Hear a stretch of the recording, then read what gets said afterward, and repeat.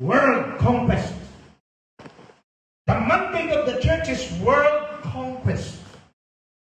Not just in Taguig, not just in the Philippines, but in the whole world. The name of Jesus must be made known. That is why wherever you are, whether you are an employee, whether you are a teacher, whoever you are, you need to share the good news. What is the movement? The Great Commission. Let me share with you, please, eyes on me, please. The Great Commission. What is the Great Commission? Go therefore and make disciples of all nations, baptizing them in the name of the Father and of the Son and of the Holy Spirit, teaching them to observe all. Everybody say all. That I have commanded you, and behold, I am with you always to the end of the age. Mga kapatid, di na kayo bago. Yung mga medyo matatagal na, alam niyo nang dapat gawin. Now, let me divide the word for you. Number one, the key aspects of this mission is number one, it is a sending purpose. Jesus said, go. Meaning, the church is not meant to stay inward, but to be sent outward into the world. Do you understand this? You are here to learn. After learning, you need to be sent out into the world to share what you have learned. Malinaw. The Bible says we are salt and light. Pag ang salt ay nasa loob lang ng garapon, walang saysay. Saan ang salt nilalagay? Pag nagluluto ka, binubudbud mo saan? Sa niluluto mo. Pag ang salt ay nandoon lang sa loob ng garapon, walang mangyayari, hindi mo malalasahan. Maraming mga mananampalataya nais mag-stay sa loob lang ng church. Ayaw lumabas. Narinig niyo ngayon ito mag-asawa. Pagbalik niyo doon, i-share ninyo. Hindi yung kayo-kayo lang. Yung iba mga kababaihan, hindi ko sinasabing ikaw. Yung katabi mo. Magaling tayo mag-usap sa mga buhay-buhay ng iba.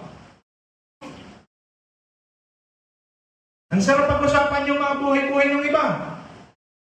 Hindi ko maisip, di ba? Pagka pinag-usapan yung buhay ng iba, parang ang sarap, parang hindi mo napapansin yung oras. Pero pagka ang Diyos na pinag-uusapan, parang napapasok. Hinahamon kita ngayon. Kung mag-share ka rin, mag-chichismis ka rin lang naman, i-chichismis mo na yung tamang chismis. At ang pinakamagandang chismis ay walang iba, kundi ang pag-ibig ng Diyos. Go! Matagal na kayo. Go na. Go! The purpose of the church is just a training camp. You get it, sir? This is just a training camp for you to be trained. And after your training, then God will send you out to the world to fight. To fight the evil forces and tell the world that Jesus loves the world. And Jesus loves is for everybody. You are here to be equipped. Marami umuupo lang. Kailangan natin kumilos. Pangalawa, the key aspects of this mission, it is a gospel-centered. It is not man-centered. It is not denomination-centered. It is only Christ-centered. The core message is the good news of salvation through Jesus Christ. There is only one way. There is only one truth. There is only one life. And that is Jesus Christ. Walang tao, walang bagay, walang relihiyon na pwedeng magligtas sa tao maliban kay Kristo. There is only one person There is only one mediator between God and man, the man, Jesus Christ. Hindi ka pwedeng i-represent ng sino mang tao, lalo na ng patay. Hindi ka pwedeng i-represent ng patay. Buhay lang, at isa lang ang buhay, si Kristo Jesus.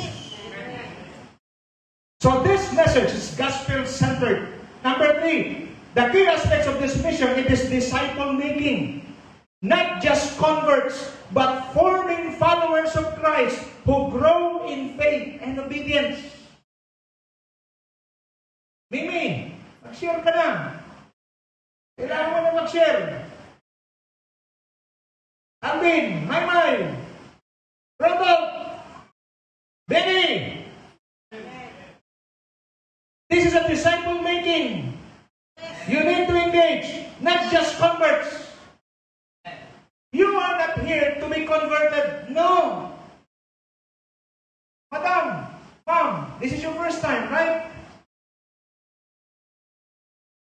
Have you heard the word of God already?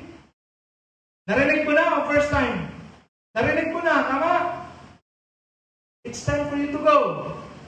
It's time for you to share. Bakit? Because this is the time, this is a very crucial time. Crucial time. Because we do not know kung kailan mamamatay yung tao.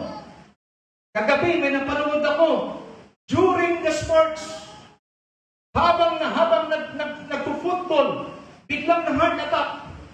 How in the world, football player, nag-cardiac arrest during sa laro? Pwede pala yun? Bakit? Look at me now. Because nobody can tell when God will going to call you. Hindi mo alam kung kailan tatawagin ng Diyos, kailan ang Diyos kukunin yung tao na mahal mo. Or, kailan ka kukunin ng Diyos? Nobody knows. So what are we going to do? There is, look at me now, eyes on me please. There is an urgency. You have to feel that urgency. Why? Because you do not know when will you die. Dami mo bang pangarap? 10 years from now? 5 years from now? Sino nagsabi sa'yo, Bong, mabubuhay ka pang 5 years from now? Nobody! That is why, sulitin natin ang bawat pagkakataon. If you have the time to share, you share. If you have the time to love, you love. If you have the time to forgive, you forgive. Because nobody could tell. Hindi, masakit ang ginawa sa akin eh. Magpatawad ka na. Yung mga hindi nagpapatawad, mabilis tumanda. Araw-araw na lang. Palaging, nasasaktan ako. I'm hurt. I'm hurt. Bakit ka puro hurt? Release. Patawad. Hindi pa sa mabigat yung ginawa sa akin. Kasi kung hindi ka nagpapatawad, look at me now. A person who do not forgive is just like drinking a poison, expecting his enemy to die. You will be the first one to die. By the way, if you don't forgive, you are dead. Sabi sa katabi mo, are you dead or alive?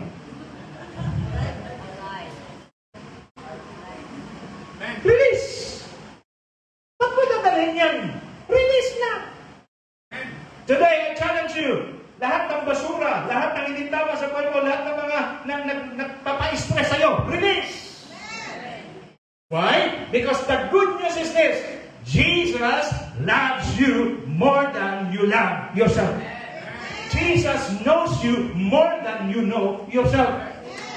Dream big because God has big dreams for you. The key aspects of this mission, it is global in scope. All nations, world conquest, shows that God's heart includes every people, group, without exception. This is the kind of love, this is the good good news that I'm telling you today.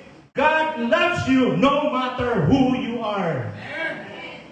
God is not after how sinful you are, how wicked you are. It is nonsense. Why? Because the blood of Jesus is able, capable, powerful to cleanse and to forgive all sins. Huwag ka mag-inarti dyan.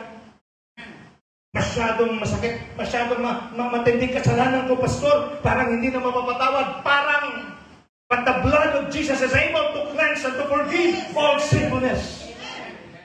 I posted in our Facebook, I don't know if you've seen it. Your scars reminds you of your past. But Christ's scars reminds you that you have the best future. Pwede nagkamali. Pwedeng nagkasala. Pwedeng natalo. Pwedeng pumalpak. Pero pag lumapit ka kay Kristo, bibigyan ka uli ng Diyos ng panibagong simula because God is a God of another chances and He is a God of new beginnings. Do you want a fresh start? Gusto mo ng bagong simula? Gusto mong i-restart ang buhay mo? You are in the right place. Why? Because in this place, the great God, the God who loves you more than you love yourself, the God who loves you, if in this world you are nobody, in the eyes of God you are somebody, He is willing to restore and renew your life. Sino rito gusto ng bagong simula? Englishin natin para sa mga bisita natin. Who among you here wants to have a new start? Hallelujah. Okay, nagtaas pag Tagalog, pag English taas, ha?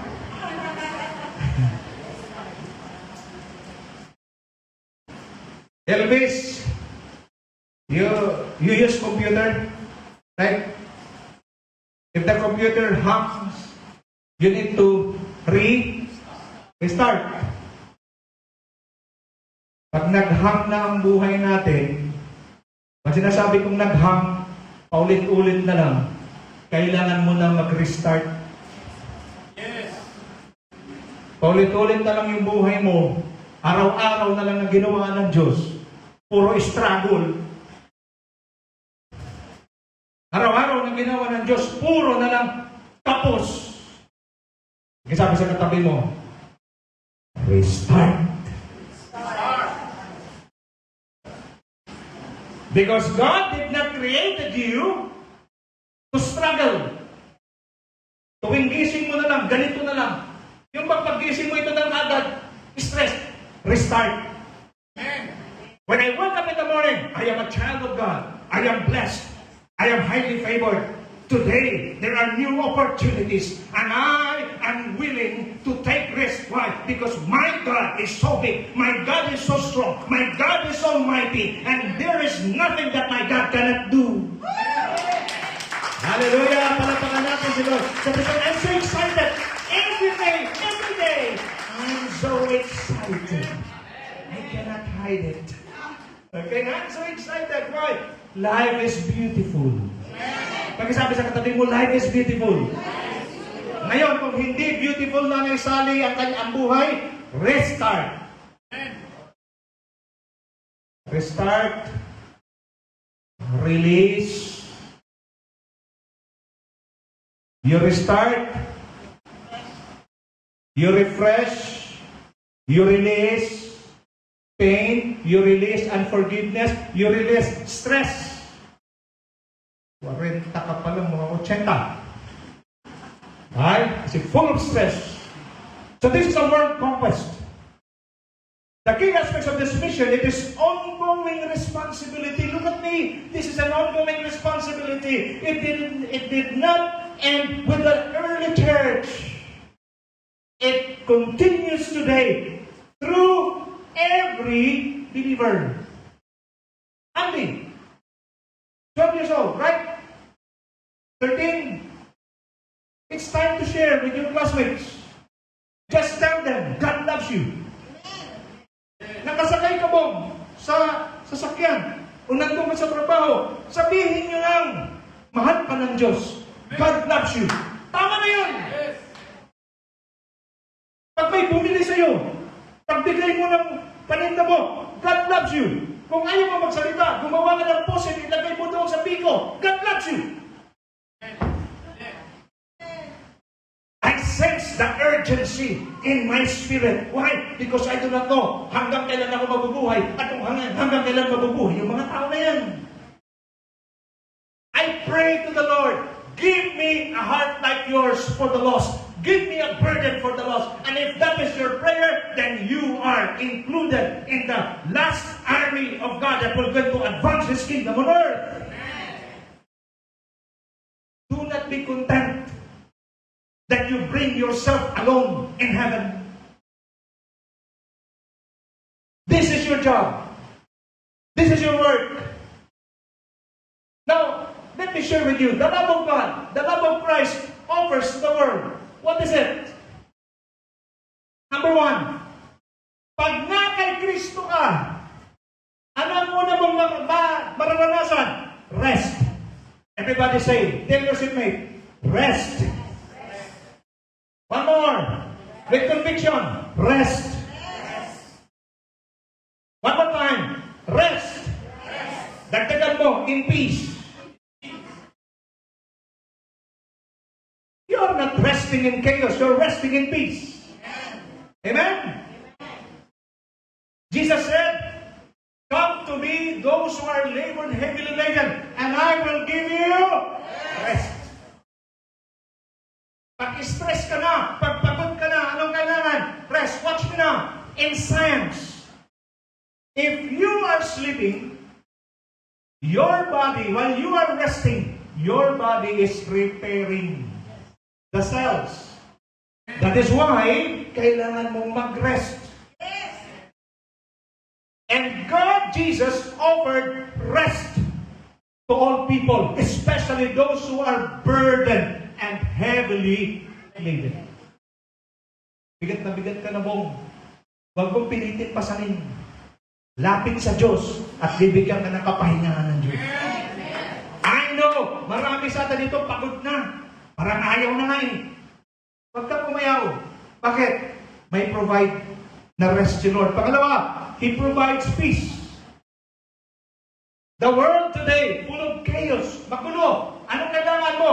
Peace. Saan mo makukuha? Jesus. Sabi ni Jesus, my peace I give to you.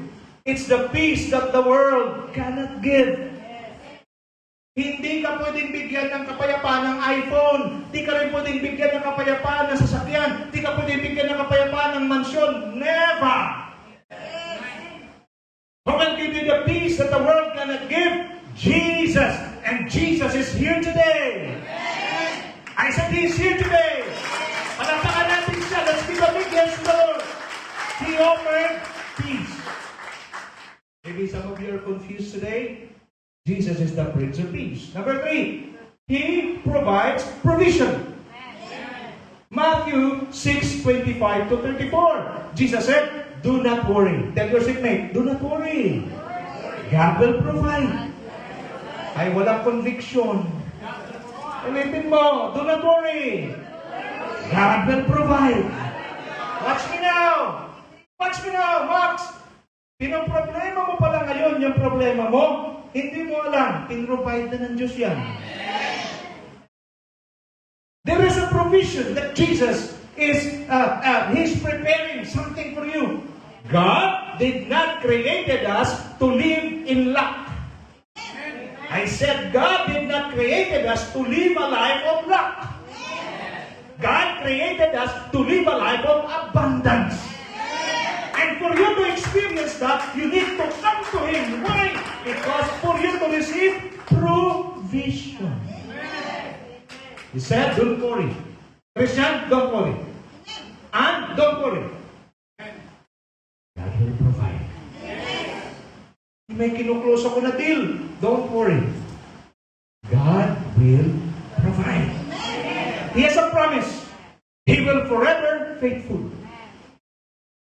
G, anak, pwede tayong pahingi ng 2 Timothy 2:13. I love this verse.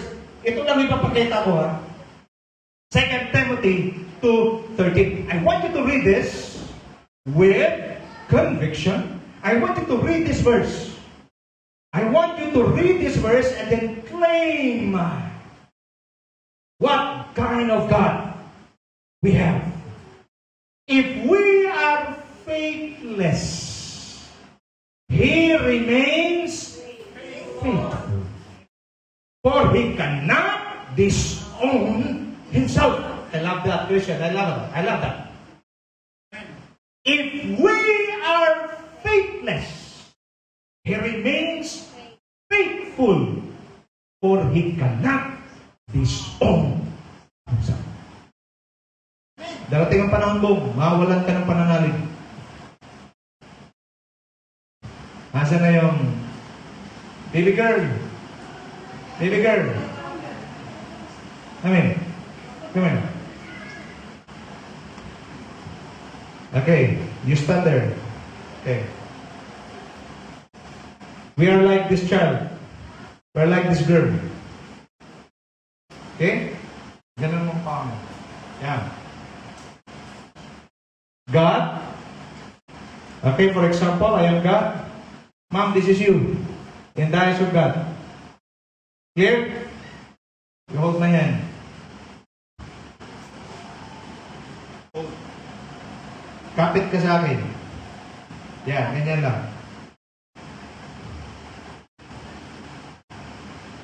Sometimes, bitaw na, bitaw. You lose your hold on God. You lose faith. You become faithless. And then, sige na, huwag ka matakot. Tumba lang, tumba. Dikit mo yung paa mo. Ganon. And then, sige. I will hold you. Kita mong bata, bilis magtiwala. Di naman kayo masyadong magkakilala. Okay? It's just like this. Sir, she already let go of God. But look at God, still holding her. Susan, minsan nakakabitaw ka sa Diyos. Pero si Lord, kailanman hindi ka binibitawan. Okay? Okay? Minsan, ang galing ng bata, oh. Anak, may ice cream ka sa akin mamaya. Minsan, Bong, ganito ka na. Gusto nang bumitaw. Nanginginig na. Pero Bong, matagal mo na talaga nakabitaw, pero hawak ka pa rin ng Diyos. Amen? Hanggang isang araw, kapit ka sa akin. You hold me. You hold. Hold. Another hand. The other hand. Hold. God will not let you go until you recover. Once you recover, the Lord will put you back on the track. And then, isang araw, magugulat ka na. Kawai, yung pang Miss Universe. Wave, you wave. Pang Miss Universe. Praise God. Thank you. Thank you. Palapakan naman natin si baby. Sometimes we become faithless. But remember this. God remains faithful. Not because, Brother Julius, of you. Not because of you, Arlen. He remains faithful because He cannot disown Himself. He is a faithful God and He will remain faithful forever. Even Christian, if you are not faithful, even if you are not faithful, Romeo, the Lord will remain faithful. Not because of you, but because of His divine attribute. Because of who He is, He cannot disown Himself. Yes.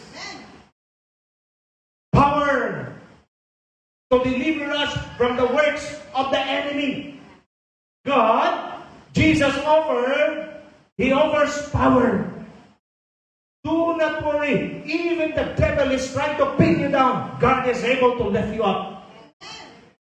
If people is trying to pull you down, always remember this. When the Lord is the one exalting you, no one can pull you down. There is power. There is rest.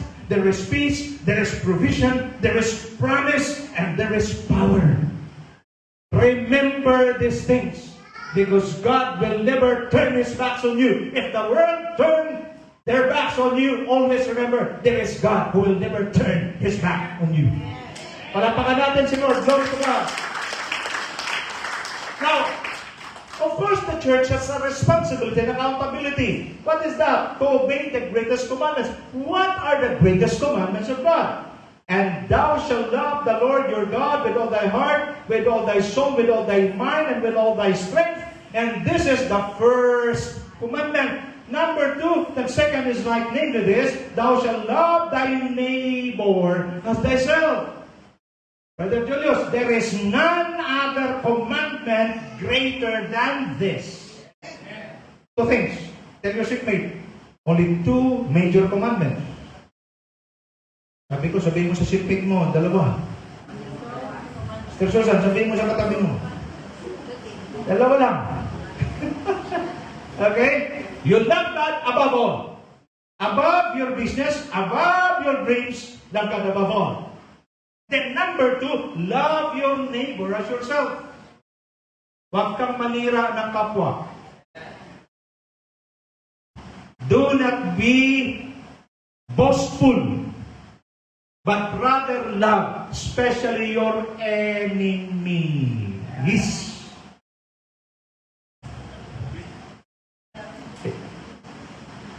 Good people, God, are easy to love.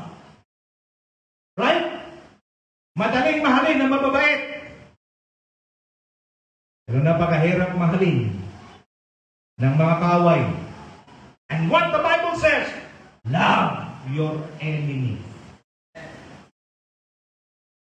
Good news? Sabi ng iba, good news, bad news, Pastor.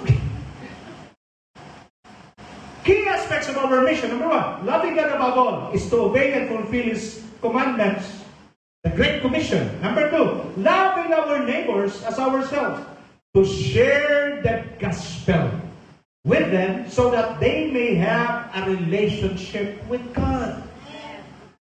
Mahal mo talaga yung kapwa mo.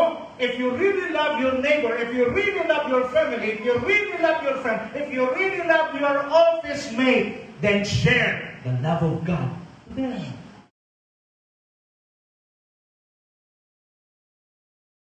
Okay. There is a story behind that. Do you want to hear a story? Yes. It is winter early. There was a pastor and his little boy. They love to share the gospel. They knock every door and then share Jesus. Listen carefully. One day, it was winter. The pastor wasn't able to go, and he said to his little boy, "Son, I will not be going with you. And besides, it is winter. Do you want to still knock doors and then share Jesus?" Then the boy said, "Yes, Father, I will still go." Oh, be careful. Now, watch this. There was one door, a house. He knocks the door so many times. He didn't know that the woman inside the door was about to commit suicide. Full of stress. But the boy was he persevered, full of perseverance, keep on knocking. Then this woman, before she was hopeless, and then she said to the Lord, "If this person who is knocking my door will knock one more time, then I will open the door." But the boy is so persistent, keep on knocking, and then she opened the door, and the woman said, "What can I do for you?" The boy simply said, "I am here to share the love of God to you." Then the woman cried, and then she said to the woman, "I want to invite you to attend our church service on Sunday."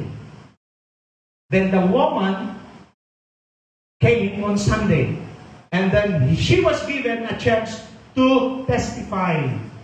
Then what the woman said, "Christian, I am about to commit suicide.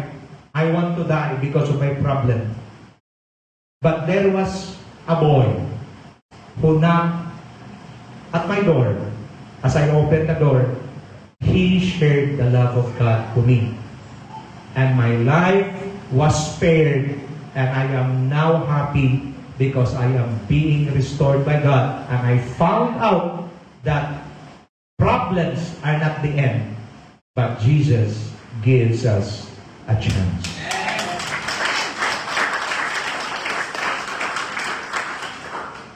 The gospel is the good news of Jesus Christ, dying and rising to save us from sins, in order to reconcile sinful men to the Holy God. Meron ba kayong mga kaibigan? Meron ba kayong mga kamag-anak na talagang manginginong sugarol? Wala nang direksyon sa buhay.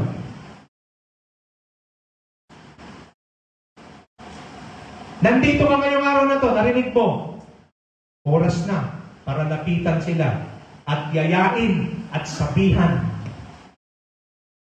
Attend kami dyan. Para nung niyaya kami, mate, attend kami dyan.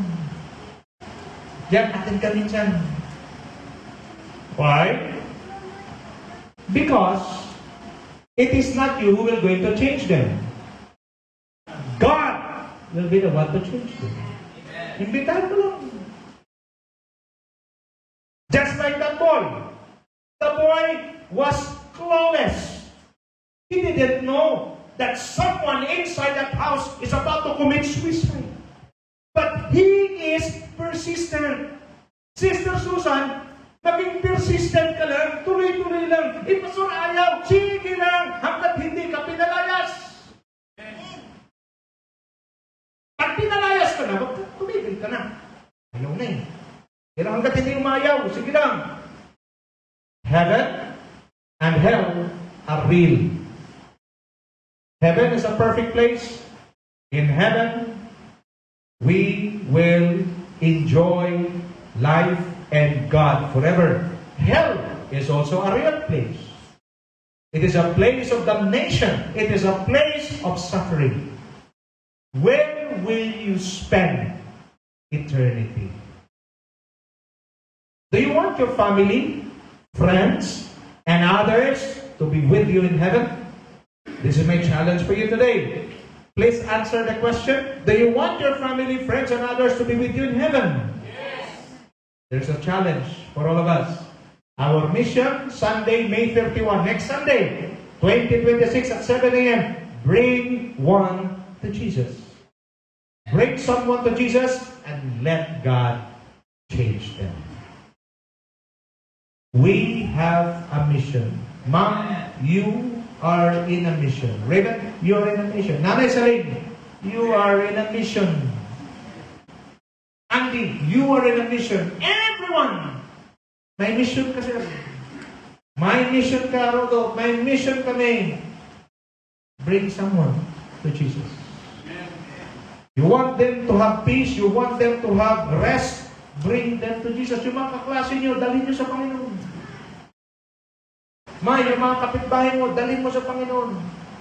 Para makapagpahinga sila. Pagod na yung mga tao. Sobrang ng pagod. Come, invite, dalhin natin sila sa Panginoon. And it is not your job to change them. It is God's job to change them. What is your job? Just bring them. Yes. Amen? Can I request everyone to please stand?